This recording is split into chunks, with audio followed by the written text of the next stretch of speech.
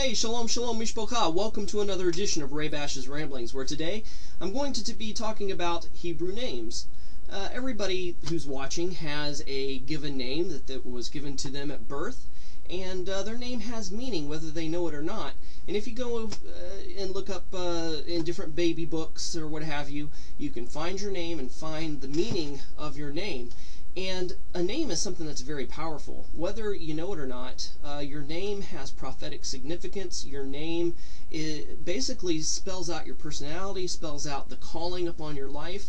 And so your given name is very, very important. There are a lot of people within the Messianic and Netzari movement who, when they convert, they desire to change their name to a Hebrew name. And that's great. I encourage that, but a lot of people want to make this their legal name, and I highly advise against such things because changing your name legally has repercussions that will follow you the rest of your life, and it complicates legal work, it complicates financial finances and things of this nature, and it's very confusing, and there's a lot of things you've got to get straightened out, and a lot of confusion that can ensue if you change your name.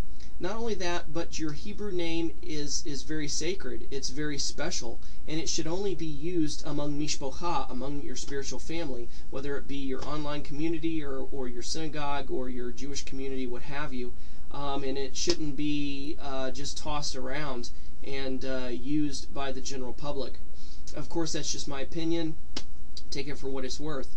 But when you convert, your Hebrew name, I suggest, reflect your given name, if at all possible. Now, some of you, there are exceptions. For instance, my English name is Christopher Shoemaker. Now, the Hebraic equivalent to Chris or Christopher is Mashiach. I couldn't go around having everybody calling me the Messiah, so that was not an option to have my Hebrew name be Mashiach. So the first rabbi I studied under, through prayer and through guidance of the Holy Spirit, said that my name is to be Yehuda, Judah, which means praiser of God. Now, my name Ben Shomer, where does that come from? Ben means son of. If you were a girl, a woman, it would be Bat, daughter of. So, Ben Shomer. My father, he did not practice Judaism, but he was a believer in Yeshua HaMashiach, and his name was Bill. The Hebrew equivalent for Bill is Shomer. Why? Because Bill and Shomer both mean guardian. So I'm the son of Shomer. I'm the son of the guardian. So that's how I got my name, Yehuda ben Shomer. So, if you're seeking to change your name, find out what your name means and then find out what the Hebrew equivalent of those meanings are.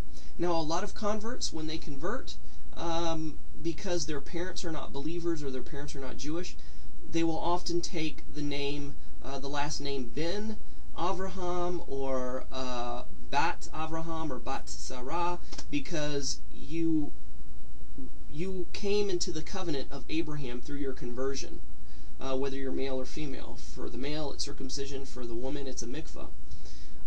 So a lot of times they'll have that name as Ben Avraham or Bat Avraham or Bat Sarah, even Sarah. Other people choose to maybe carry the name Ben or Bat Elohim, son or daughter of God. So there's a lot of options out there, but take great care in choosing your Hebraic name. And your Hebraic name is actually subject to change. Matter of fact, it's very much sort of like the tradition of the Native Americans, where a lot of times Jewish people will change their first name if a miraculous or life-changing type event has occurred in their life. For instance, somebody who has gotten over a grave illness such as cancer or leukemia may change their first name to Chaim, which Chaim means life. So there's a lot of people out there with the name Chaim. Or maybe that you come back safely from a trip, or there's some sort of big life-changing event in your life. Maybe you've become a war hero or what have you, and so a lot of times you take on a different name to symbolize that miraculous change in your life, and to symbolize it's also to memorialize that event, hence for the name change, and to honor God by that name change. You see name changes in the Bible all the time. Instead of Avram, it was changed to Avraham. Instead of Sarai, it was changed to Sarah. And Hebraically, the only thing that was different is the Hebrew letter He was added, which He has the sound, and it represents the breath of life.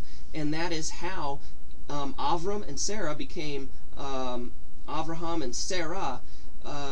And as a result of their name change, their infertility disappeared and they became fertile, and Isaac came along. So it was to commemorate those events. You have other instances where biblical personages, their names were changed, like Yaakov, Jacob, was changed to Israel, because of wrestling with the angel. So keep that in mind as well. So hopefully this has been enlightening and informative, and answered some questions for you people out there in the viewing audience. I get that question quite a bit, so I decided to tackle it on this video. So if you have any questions, just leave a comment and I'll do my best to answer it. And that's all I have for today. So take care, shalom, and Shavua Tov, and thanks for watching. Bye-bye.